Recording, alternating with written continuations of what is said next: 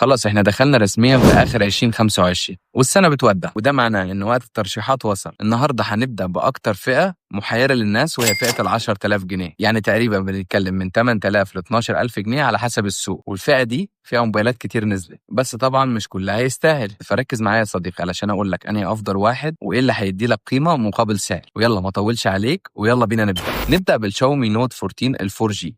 الموبايل ده نزل من أول السنة ولسه محافظ على مكانه. شاشة أموليد 120 هرتز، والسطوع بيوصل ل 1800 نتس، يعني تجربة ممتازة سواء في الألعاب أو مشاهدة الفيديوهات. وكمان مع المعالج الهيليو جي 99 ألتيميت هيديك أداء ثابت ومستقر، وبيشغل لك ببجي على 60 فريم بدون تقطيع ولا تهنيج. الكاميرا الخلفية 108 ميجا بكسل، والكاميرا السيلفي 20 ميجا بكسل، ومحترمين جدا في الإضاءة الكويسة. بطارية 5500 ملي أمبير مع شاحن سريع 33 واط.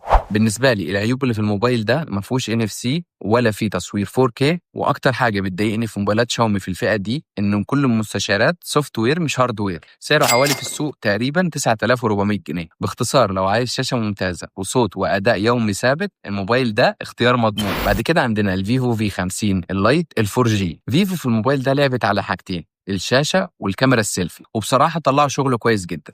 الشاشة أموليد سطوحها عالي، والكاميرا السيلفي 32 ميجا بكسل وبتديك أداء محترم جدا. البطارية هنا مختلفة، سيليكون كربون 6500 ملي أمبير، يعني الموبايل ده هيقعد معاك يومين مستريح. وكمان جاي بشاحن سريع جدا 90 واط، يعني هيشحن لك الموبايل تقريبا في أقل من ساعة. بس مشكلتي مع الموبايل ده وعشان كده مش بحب أرشحه هو إنه جاي بمعالج ضعيف شوية، السناب دراجون 685، والمعالج ده مش مناسب في 2025 لا للألعاب ولا الأداء العالي. سعره حوالي 11500 جنيه. هو مناسب للي عايز شاشة حلوة وكاميرا كويسة وبطارية عالية، لكن مش هيعجبك لو انت جيمر او بتستخدم برامج تقيلة. نروح بقى لموبايل سامسونج جالاكسي ال A26. الموبايل ده فاجئ ناس كتير وانا اولهم. شاشة سوبر اموليد، سطوع بيوصل ل 1000 نتس، ومعالج قوي اكزينوس 1380، والكاميرا الخلفية هنا فيها مثبت بصري حقيقي OIS، وبتطلع الكاميرات هنا صور محترمة جدا. كمان الموبايل مقاوم للمية والغبار بمعيار IP67. وسامسونج هنا وعدت ان هي هتدي 6 سنين تحديثات اندرويد،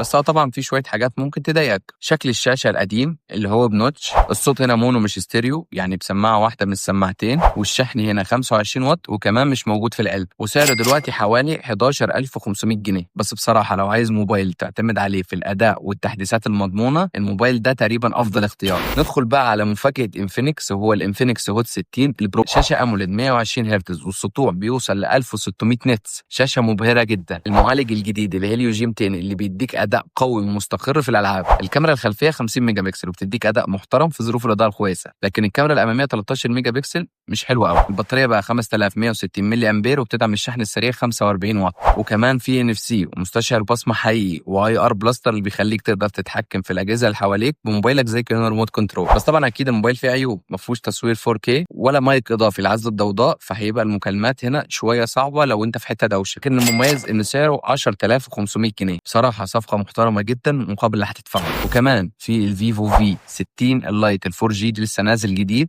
بس هو لسه سعره ما نزلش، هو سعره تقريبا 13500 جنيه. فلو لقيته قريب من الفيفو في 50 لا هاته. هو في موبايل تاني كنت برشحه الفتره اللي فاتت اللي هو الموتورولا جي 75، لكن الموبايل ده مش عارف ليه مش موجود الفتره دي، اللي موجود دايما الجي 85. انت لو لقيت الموبايل ده اللي هو الجي 75 اشتريه على طول وما تفكرش، هيديك صفقه محترمه جدا مقابل اللي هتدفعه. ترخيصا بقى لكل الكلام ده، دي كانت افضل الترشيحات في فئه ال 10000 جنيه. بالنسبه لي احسن واحد فيهم هو الجالاكسي A26 بسبب الاداء القوي والتحديثات المضمونه. في المركز الثاني الموتورولا جي 75 لو لقيته، ولو ما لقيتوش ارشح الانفينكس هوت 60 البرو بلس. الموبايلين دول هيدوا لك قيمه ممتازه جدا مقابل السعر. والشاومي نوت 14 هو اقلهم سعرا، وانا شايف ان هو لسه برضه محافظ على مكانه في الفئه دي. قول لي بقى يا صديقي رايك في الكومنتات، هتختار انهي موبايل وليه؟ ولو انت يا صديقي محتار بين موبايلين اكتبهم لي تحت في الكومنتات وانا هقول لك انهي الاحسن. ما تنساش بقى يا صديقي اللايك الجميل، وتعمل سبسكرايب وتفعل زر الجرس علشان تشوف باقي الترشيحات اللي هتنزل الفتره اللي جايه. سلام.